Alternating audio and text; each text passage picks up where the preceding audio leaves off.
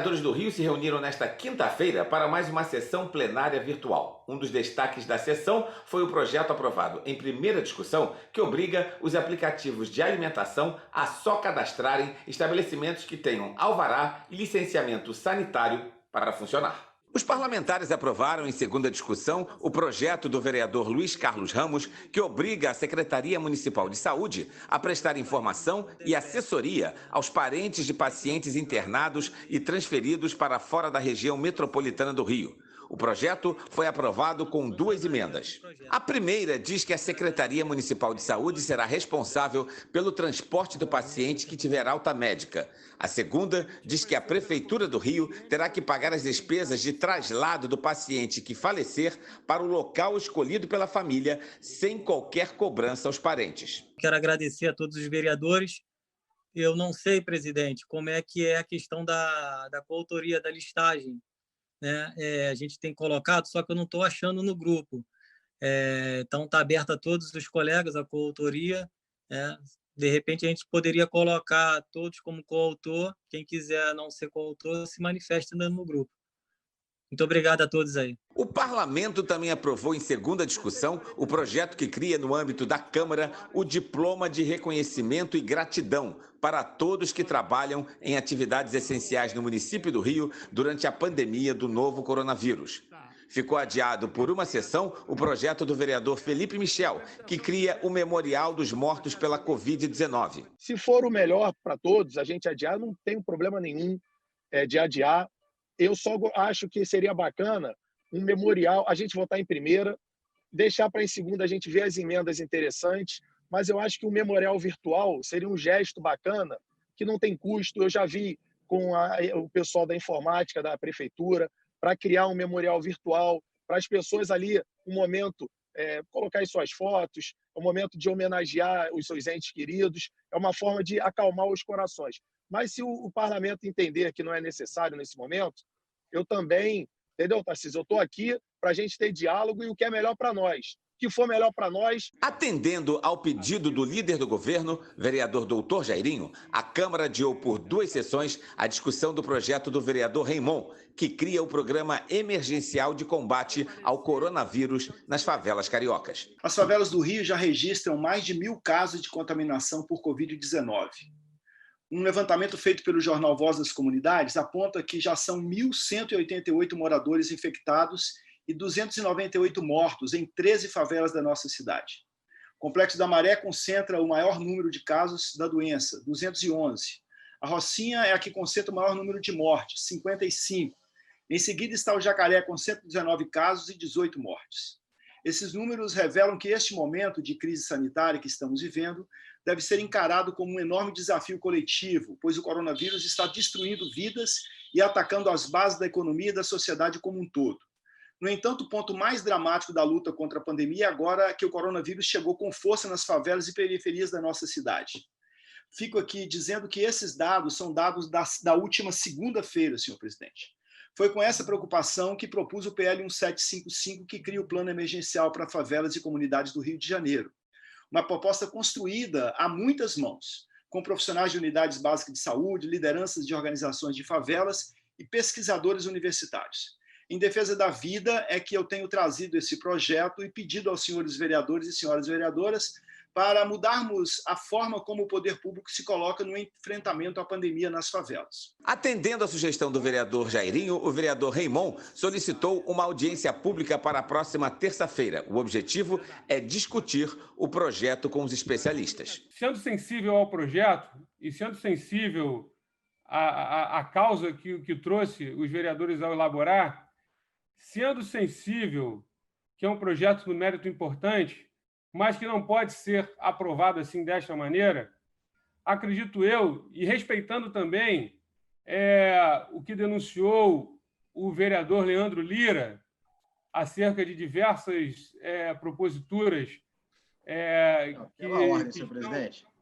que estão em torno desse projeto, para não causar nenhum problema, eu gostaria que tivesse uma audiência pública a respeito desse projeto, convocando aqueles que vão fazer parte desse comitê gestor, enfim, convocando todas aquelas pessoas que possam vir para poder falar dos impactos desse projeto na sociedade, para trazer os procuradores acerca da implementação, se é possível ou não, do projeto como esse. Enfim, para que não haja dúvidas a respeito da implementação desse projeto, eu creio que é importante, de suma importância, uma ampla audiência pública, como de fato, a gente tem feito em diversos projetos. É um projeto que não pode deixar de ser feito audiência pública, porque, na verdade, mexe com diversos setores da sociedade, setores da prefeitura, que vão ter que emitir esforços no sentido de fazer essa lei ser implementada de verdade. Os parlamentares aprovaram também em primeira discussão o projeto do vereador Rafael Aloysio Freitas, que obriga as prestadoras de serviço de entrega de alimentos a aceitarem o cadastramento apenas de estabelecimentos de alimentação licenciados pela Coordenadoria de Licenciamento e Fiscalização. O objetivo é fazer com que os estabelecimentos que vendem através de aplicativo tenham alvará de funcionamento e licenciamento sanitário. Há uma questão de fundo, Rafael, que é mais grave ainda, porque esses aplicativos eles estão imperando. Você veja bem, eles cobram 25% do estabelecimento comercial, né? Não produzem 1 grão de arroz e ainda cobram do motorista que vai entregar. Você vê, tiveram que entrar na justiça para que eles fornecessem a EPI aos trabalhadores do iFood, do Rappi, estão expostos, e, na verdade, você tem visto na cidade, é um bico, né, por falta de trabalho. Você tem visto aí pessoas fazendo compras no supermercado pelo Rappi, utilizando esses aplicativos, entregando comida, ou seja, há uma inúmera função sem a regulamentação. Então, eu quero te parabenizar nesse projeto, inclusive com multa. Eu só não entendi se a multa é para o iFood, para o Rappi ou para o estabelecimento. Aí eu acho que para poder ficar mais claro. Uma parte é para o aplicativo, a multa é para o aplicativo. Maravilha, Rafael. Eu queria pedir a coautoria, porque nós temos que parar nesse momento. Claro que a gente tem que restabelecer o comércio, pensar na economia, mas há determinados tipos de negócios e economias que não dá para fazer defesa. Por exemplo, a Fogo de Chão, que foi ventilada aqui, que fechou pela medida econômica, é uma multinacional que comprou a Fogo de Chão por $560 milhões e demitiu 690 funcionários no meio da pandemia. Ou seja, demitiu, não pagou as verbas rescisórias, tirou o plano de saúde e, pior, pediu sigilo no processo trabalhista. Você vê como são canalhas. Então, está determinado tipo de empresas multinacionais que não têm compromisso com o desenvolvimento da nossa cidade, do nosso país, não tem compromisso com a classe trabalhadora, só vem aqui para explorar. Também foi aprovado com 4 emendas e em primeira discussão o projeto do vereador Célio Luparelli, que trata do monitoramento remoto das pessoas diagnosticadas com o novo coronavírus e que estejam em isolamento domiciliar no município do Rio. A Prefeitura fiscaliza o comércio ambulante. Inicialmente, esse setor não estava previsto para voltar a funcionar na primeira fase de flexibilização das medidas restritivas. A inclusão do comércio ambulante foi feita na terça-feira à noite em edição extra do Diário Oficial do município. No total, a cidade tem 10 mil ambulantes legalizados. Mas para o correto funcionamento, os ambulantes precisam seguir as regras de ouro estabelecidas pela Prefeitura, como, por exemplo, a disponibilização do álcool 70% em gel, do uso obrigatório da máscara e de manter o distanciamento. Não pode comércio ambulante na orla marítima, na areia da cidade, em feiras e também nos mercados populares. Na verdade, as medidas de agora são mais restritivas para o comércio ambulante do que as que já existiam. Nós acreditamos que os ambulantes que já são do decreto 47.282 e com essas restrições agora do 47.488, apenas 40% do comércio ambulante autorizado na cidade do Rio de Janeiro pôde voltar a trabalhar. A Prefeitura vai intensificar a fiscalização para que o decreto seja cumprido e que não haja aglomeração. Realmente, eles utilizam as regras de ouro para que não hajam aglomerações e os demais ambulantes que, porventura, não estiverem autorizados a estar nessa área, para que não estejam, porque sofrerão fiscalização não só da Coordenadoria de Controle Urbano, mas também com relação aos guardas municipais. O prefeito Marcelo Crivella voltou a pedir o apoio da Polícia Militar para ajudar nessa fiscalização. Não é função da PM, historicamente ou constitucionalmente, cuidar de ambulante. Mas é que o problema agora é de saúde pública. Mas o importante agora é que esses policiais estejam ao nosso lado na hora da infração, na hora de lavrar a infração, na hora de mandar fechar. Ninguém substitui a autoridade da polícia nas ruas. Durante a coletiva, o prefeito Marcelo Crivella disse que a cidade está se comportando como esperado nessa primeira fase de flexibilização. Os últimos boletins da Secretaria Estadual de Saúde apontam um aumento dos números de contaminação e morte pela Covid-19. Mas Crivella disse que a cidade tem leitos sobrando para o tratamento do novo coronavírus e que o número de óbitos está diminuindo. O número de óbitos na cidade chegou a...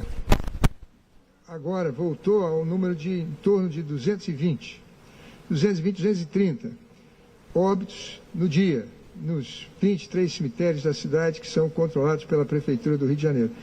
Esses óbitos já estiveram a mais de 350. Hoje estão nessa faixa de 200, 220. Qual é a nossa série histórica? A nossa série histórica, que ocorreu ano passado e que ocorreu no ano anterior ao ano passado, é uma média de 170, 180 óbitos por dia. O Hospital Universitário Pedro Ernesto, em Vila Isabel, que além de atender pacientes infectados com o novo coronavírus, mantém seu funcionamento no atendimento de emergências e cirurgias, registrou uma queda no número de doações de sangue de mais de 60%. Ao mesmo tempo, a demanda por transfusões aumentou em 30% neste período de pandemia. O apelo do Banco Sanguíneo da unidade coincide com o Junho Vermelho, mês que já é destinado a incentivar as doações. Para estimular, o Pedro Ernesto fechou uma parceria com um aplicativo de transportes para que os voluntários tenham descontos de até R$ 100 em corridas de ida e volta ao hospital com essa finalidade. Jennifer Ribeiro é chefe do setor de hemoterapia do Hospital Universitário Pedro Ernesto e hoje nos atende para contar um pouquinho da situação do banco de sangue da unidade. Como é que estão as coisas por aí, Jennifer? Oi, bom dia. Então, os números de doações caíram muito, tá? Caiu mais de 60%, acho que não só aqui, como todos os hemocentros, né? Então, devido a isso, a gente está precisando muito do apoio da população.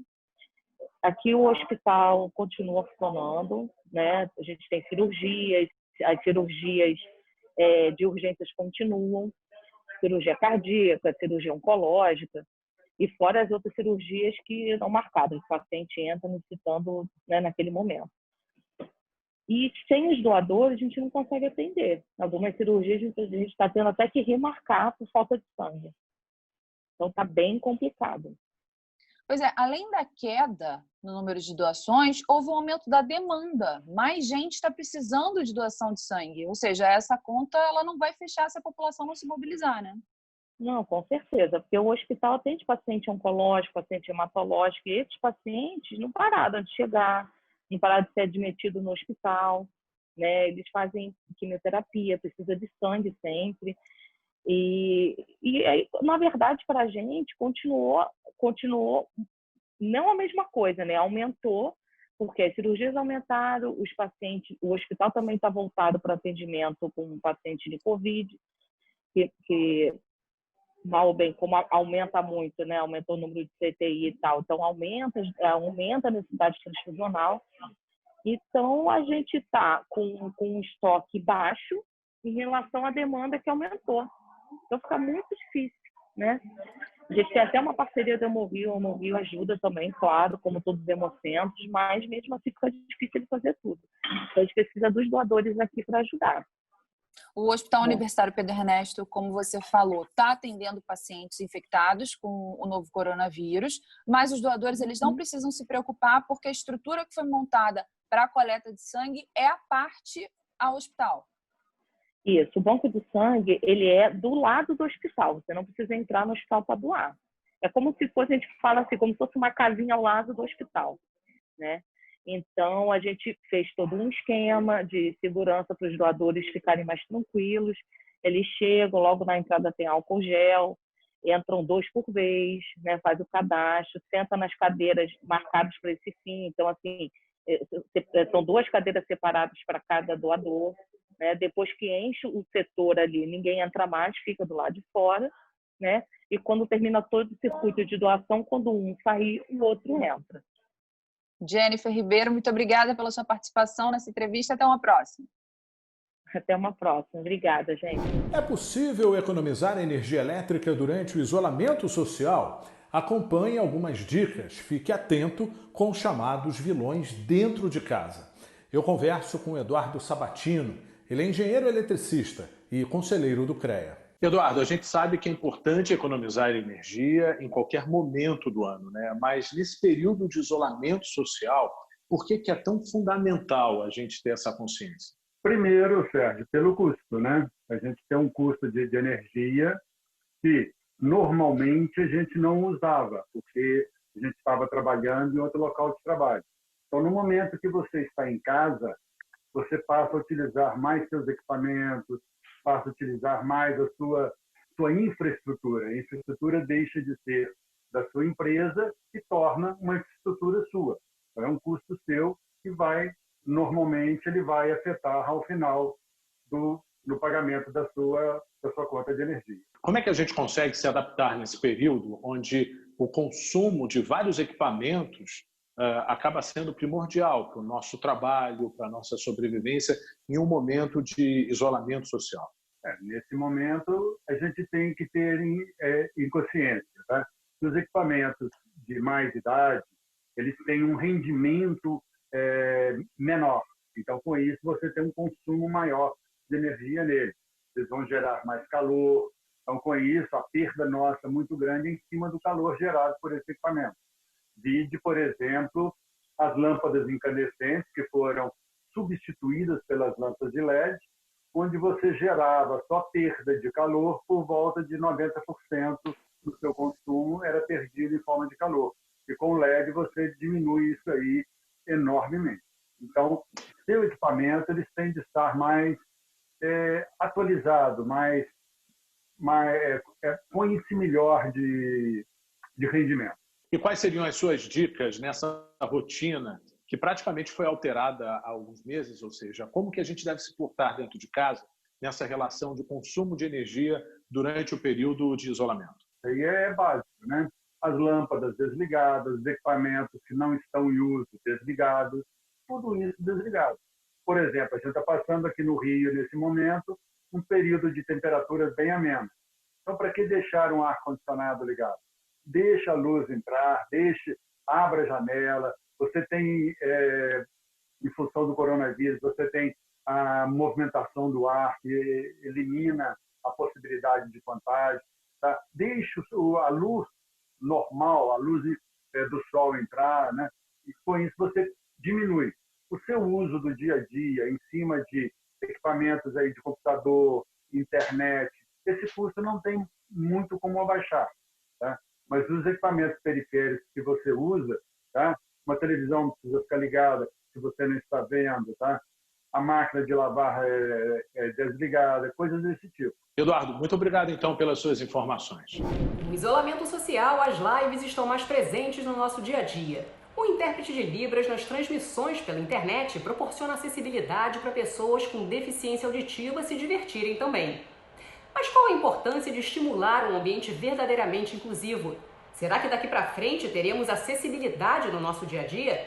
Para responder estas e outras perguntas, eu converso com Rosiane de Mello, empreendedora social. Rosiane, desde já eu agradeço a participação e eu começo perguntando o que pode ser feito para que essa preocupação com a acessibilidade se transforme em ações efetivas no dia a dia das pessoas.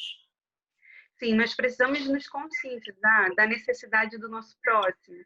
Se eu falo para um grupo apenas que me ouve ou me visualiza, eu não estou levando em consideração toda uma população que tem uma necessidade especial de acessibilidade. Então, se eu estou assistindo uma live, se eu estou assistindo uma entrevista, ou se eu estou apenas ouvindo aquilo que está sendo noticiado para mim, eu preciso entender e compreender o que está sendo passado de informação. E através dessa acessibilidade é possível você tornar todo esse conteúdo de fato acessível a toda uma população do Brasil. E como é que você avalia o uso do intérprete de Libras nessas lives que estão acontecendo nesse período de pandemia, Rosiane? Muito positivo. É uma pauta muito importante e é uma ação muito importante. Mas é preciso frisar que a população não está apenas limitada a acessar lives. Ela tem acesso ao teatro, ela tem acesso ao cinema, ela tem acesso a outro tipo de entretenimento que deveria, de fato, estar oferecendo ferramentas acessíveis para que ela pudesse também usufruir desse espaço onde todas as outras pessoas compartilham o momento, compartilham o entretenimento. Então, é importante que a gente tenha essa discussão sobre as lives acessíveis, mas é importante que não se limite apenas às lives. É importante que a gente traga para o nosso dia a dia e torne acessível outros lugares e outras formas de evento e de entretenimento para essa população. E por que, na sua opinião, é tão difícil, né, ainda termos a figura do intérprete no cotidiano das pessoas? Eu costumo dizer, Ingrid, que é muito fácil a gente excluir quando o excluído não somos nós. Quando não é uma necessidade prioritária para mim, automaticamente a gente passa um pouco do esquecimento, fica um pouco distante de nós. Mas quando nós começamos a aprender, quando nós começamos a investigar sobre todas as necessidades que cercam aquele próximo, o público com quem eu quero me relacionar, fica mais fácil perceber toda essa necessidade que eles têm. Então, você começa a estabelecer uma comunicação mais direta com o seu público e atingindo, de fato, todo esse público. Se eu começo com essa conscientização, se eu começo a entender essa necessidade, fica muito mais fácil de eu entender a importância de produzir acessibilidade. Muito obrigada pela participação aqui com a gente.